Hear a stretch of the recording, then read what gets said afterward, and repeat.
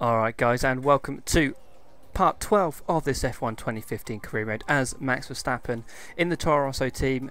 It's going to be Monza, it's the Italian Grand Prix, and you can see we are actually leading the championship heading into this round by 4 points ahead of Lewis Hamilton. It seems to be pretty much a two-horse race at this point of the championship, but obviously that could all change in the next few coming rounds. Qualifying is about to start here at the Autodromo di Monza for the Italian Grand Prix. The teams are about to head out onto the track any minute now. I'm expecting a good showing from Ferrari at their home race this weekend. They've had a lot of success here over the years, and though they haven't won a race here since Fernando Alonso in 2010, you can never say never. The fans here are amazing and always provide a lift to the Ferrari team, so I'm expecting them to be right in the mix come today's qualifying session. Well, there you have it. That's the prediction for the commentators. They think Ferrari's going to be on form. Obviously they would here at Monza with the Tifosi surrounding the track. But for qualifying, we're completing our first run here, and Rosberg currently setting the benchmark, just scraping into the 22s, and we've actually done a 22.553. It's nearly half a second clear on that first run. And now cutting to the end of the session, looking to do our second run, we've actually got our timing horrifically wrong. And as you can see, the timer there for qualifying hits 0, so we are not going to get a second run in on this session. Now we're going to have to wait and see nervously if the AI are going to be able to improve on their final runs. Max is still happy, so it can't be too bad no matter where we've qualified, but is it going to be pole position, or have the AI managed to knock us off that front row? And this is a wonderful result for Max Verstappen. His performance today has put him on pole for tomorrow's race. Well, they've shown the car has great pace today, but they'll need to demonstrate what it can do over the race duration if they are to secure the victory tomorrow. Well, there you have it. We didn't get a second run in, but it doesn't matter as our first run was good enough to take pole ahead of our championship rival Lewis Hamilton, who's scraped and creeped ahead of Nico Rosberg there to grab second and share the front row alongside us. Everyone's setting a qualifying time, which is good to see, unlike last time out where we had a few people getting penalties and not setting times, but now we're heading out on track for the race. The time has come for the drivers to put all they've learned this weekend into reality. It's time for the Italian Grand Prix. Waking up to see your name emblazoned across the papers must be pretty intimidating, even more so when you had to beat some very fast drivers in some very fast cars. But if anyone can handle it, Max can. He's definitely going to be difficult to beat today, but anything can happen, so we'll have to keep a close eye on how this unfolds over the course of the race. Fernando Alonso has been consistently out-qualifying his teammate this season, once again underlining his talent as what many think is the most complete driver on the grid. Fernando is such a great driver. He always seems to outperform the car, and this season he's comfortably outperforming his teammate in qualifying too. His one-lap pace has been excellent. Shout out to Felipe Nasr up in 6th place for the Sauber. But as for us, it's a clear road ahead except for the Mercedes safety car. That's what we like to see. Race strategy, they're predicting a 2-stop here, but obviously with it being quite a high-speed track, the traction zone is very important, so I imagine rear tyre wear is going to be the main killer, and it'll be interesting to see if we can maybe get away with a 1-stop, or if any AI will try a 1-stop. But for now, we've got to focus on the start of the race with the red lights coming on. We've got to get good traction and see if we can keep P1 on the run to turn 1. Lights out and away we go. It's not a bad start, just dialing the revs a little bit, and Hamilton getting a rocket start. He's straight up into P1. We're picking up the slipstreams. We're going 3 wide now with Vettel and at Rosberg. We're going to try and be late on the brakes. We're very late on the brakes, just about managing to avoid the rear tyre of Hamilton, leaving room on the inside for turn 2 to make sure we don't get clipped and spun around by Vettel. As Felipe Nasr, after brilliant qualifying in 6th, is now up into 3rd place in the Sauber. But as for now, we're picking up the slipstream from Hamilton pretty rapidly. We're pulling over to the right-hand side here on the run to the second chicane, and we're actually back ahead of our championship rival Lewis Hamilton on this first lap of the race. So we are back into P1, Hamilton down to P2 and Nasr into P3. Skipping to later on in the stint, we're on lap 5.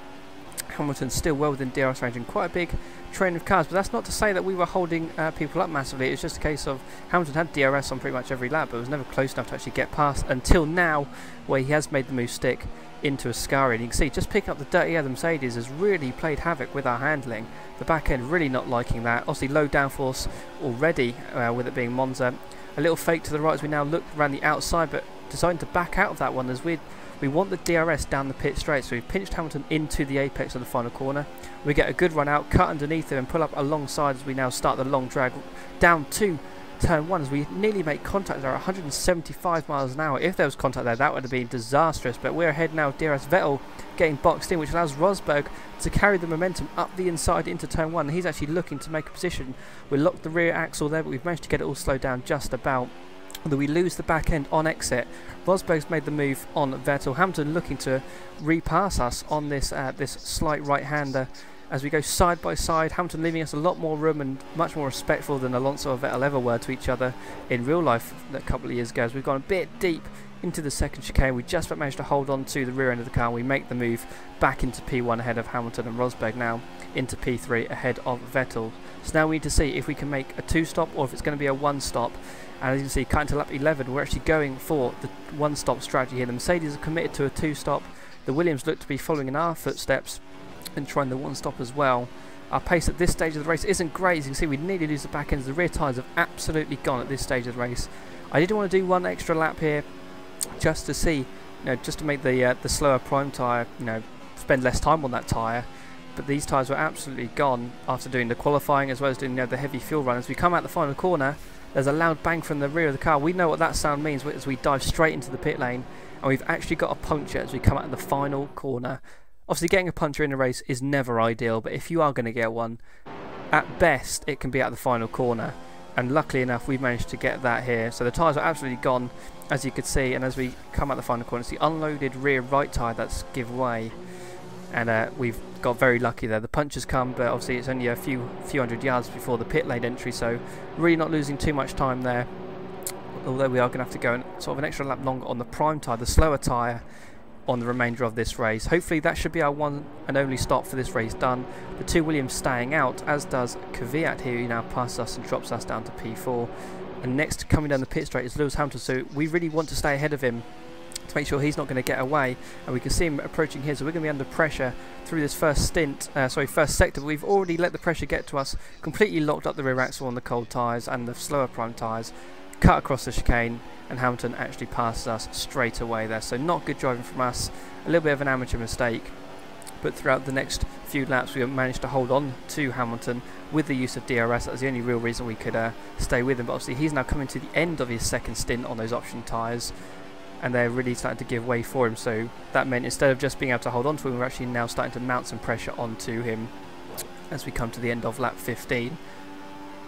Closing up ever so slightly with the slipstream from the Mercedes. We really do seem to pick up a massive amount of speed when you're in the slipstream, especially from a Mercedes car.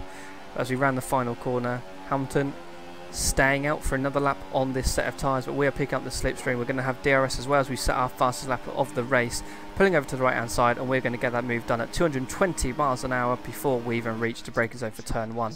So pretty simple stuff there. We get it all slowed down nicely, and we are now into the lead of the race ahead of our championship rival Lewis Hamilton, who still has to make another stop. Remember, we theoretically do not, as we take a bit of a dodgy line through Lesmo 2, clipping the curb there, not ideal, and that's actually allowed Hamilton to get a good run out of there. He's going to use the DRS, a little bit of slipstream for the initial part, and he's now going to pull up the inside and make the move into Ascari once more, just like he did earlier in the race.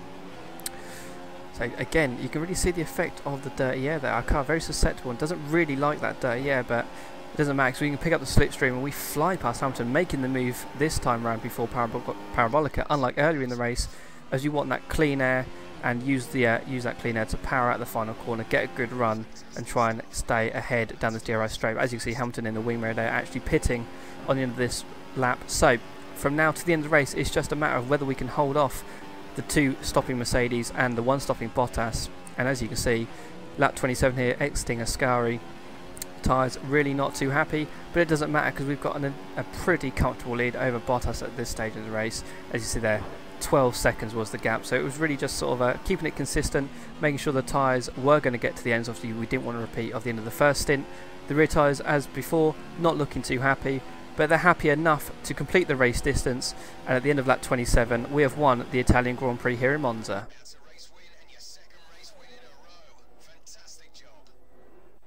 So once again we get to witness the podium celebrations. Lewis Hamilton, our closest championship rival, down in third. They're finishing behind not only ourselves but Valtteri Bottas as well in P2 for the Williams team, as Max is extremely happy with his what looks to be identical race winning trophy compared to every other circuit and pretty much every other trophy in the game other than size. But Max mantling that top step once again. He's a happy boy. He's extended his lead over Lewis Hamilton once more by another further 10 points, which is good to see. Brilliant effort from Toro Rosso to secure a well-deserved race victory. It's been a great day's racing, and it's fair to say that they deserved that win. Their strategy was spot on. After all this drama, you'd be mad not to join us for the next race. We hope to see you then. Take care. Well, there you have it. Max Verstappen taking the win by nearly 12 seconds ahead of Valtteri Bottas, making the one-stops work ahead of the likes of Hamilton and Raikkonen. Massa also getting ahead of Rosberg and Vettel there. And Felipe Nasr unfortunately dropping to 8th there after his tremendous start. Seeing up in 3rd was a pretty big surprise, let's be honest. Down at the bottom of the field, only one retiree, no prizes for guessing who that was. Pastor Maldonado once more living up to his expectations. But yeah, pretty not the most exciting race. Having a look at the old race strategy here to see what was going on, and it's just a highlight sort of our final stint here on the prime tyres, where we were just super consistent in managing the tyres and managing the lap time. So you can see from lap 21 to 25 was the key part, 25.3, then a 0.2, 0.2, 0.3 and 0.2, and obviously the last 2 laps tyres slightly going off, combined with just making sure we got to the end of the race in one piece. So there you have it.